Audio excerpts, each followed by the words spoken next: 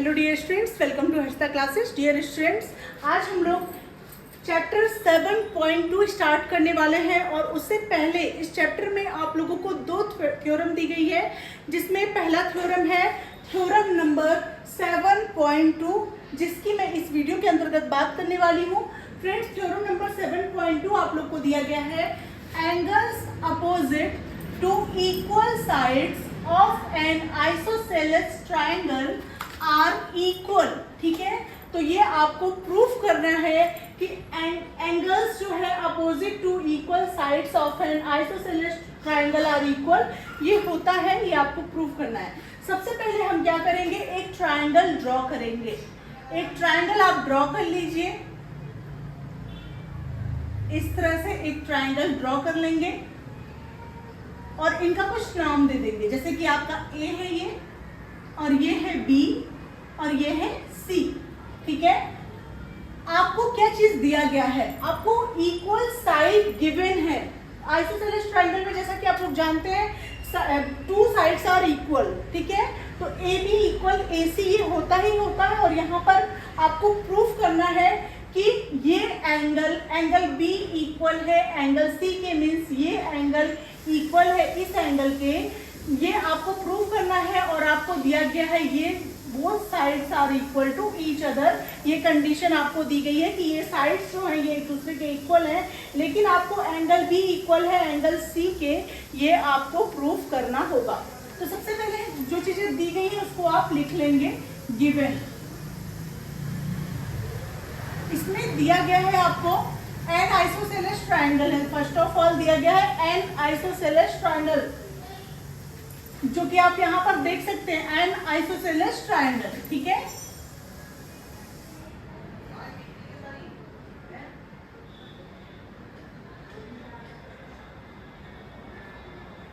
ठीक है, N isosceles triangle. ठीक है, और इन विच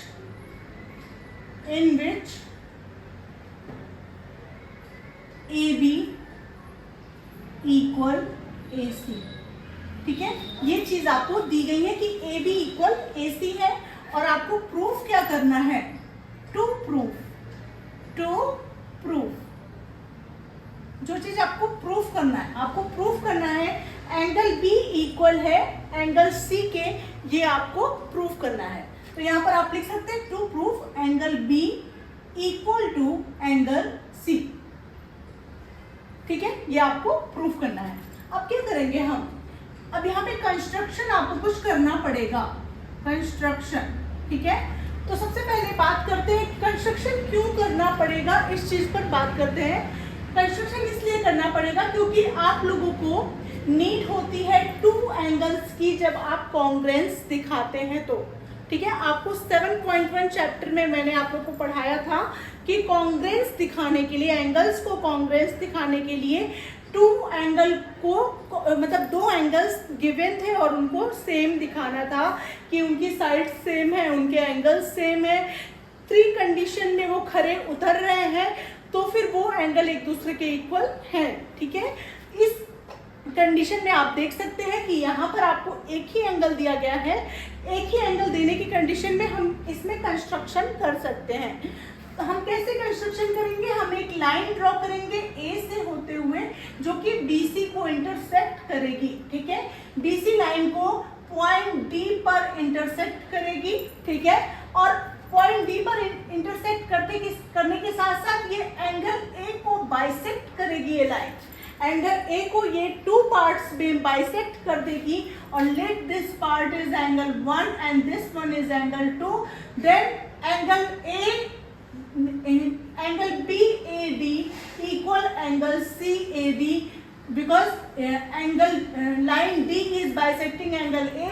ठीक है, इनटू इक्वल पार्ट्स। ओके, तो फिर उसके बाद हम क्या करेंगे कि यहाँ पर आप कंस्ट्रक्शन किए हैं कि एंगल A D bisects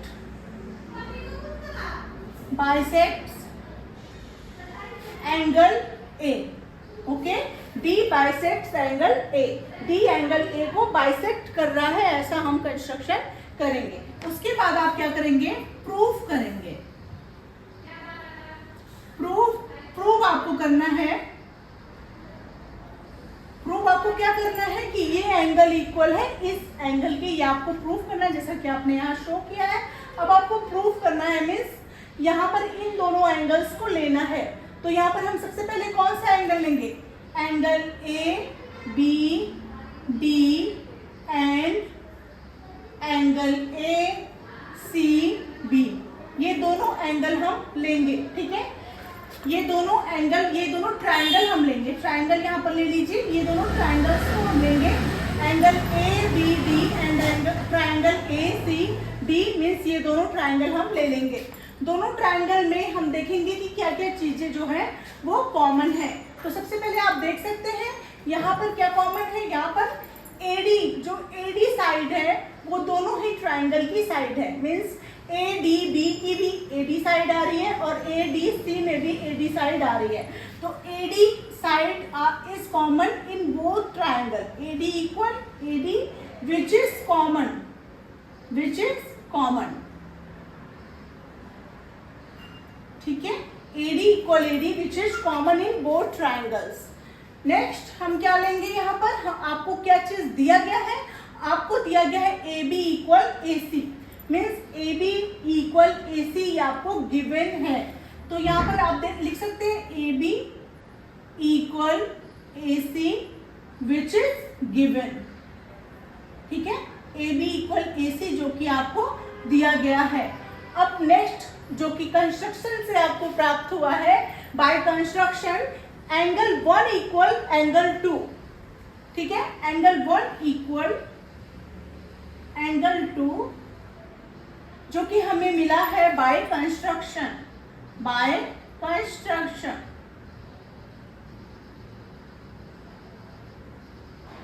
ठीक है, तो आप देख सकते हैं कि कॉन्ग्रुएंसी प्रूफ करने के लिए 3 थिंग्स की नीड होनी, हमें जरूरत होती है, 3 थिंग्स की नीड होती है हमें, और 3 थिंग्स यहाँ पे हमें मिल चुकी है। मीन्स 2 साइड्स मुझे मिल गया है एंड 1 एंगल भी मिल गया है।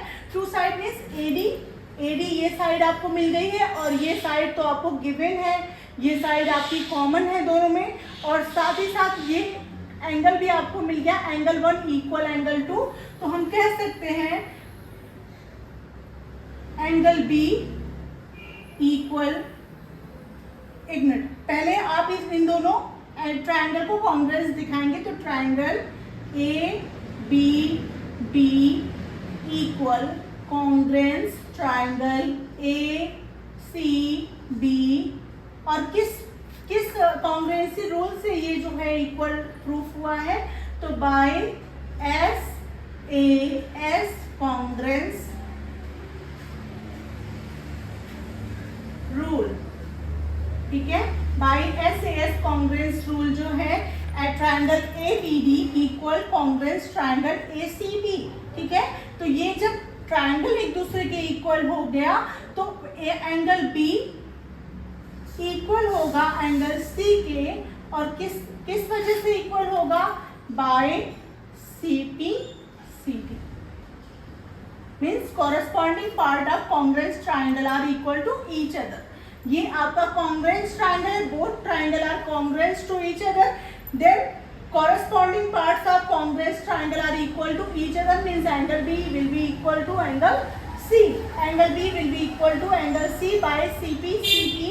ठीक है, hence proved, hence proved। Hope आप लोग को ये थ्योरम अच्छे से समझ में आ गया होगा। थ्योरम 7.3 लेकर के मैं सीख रही हाजिर होंगी। तब तक के लिए thank you so much friends, thanks for watching my video.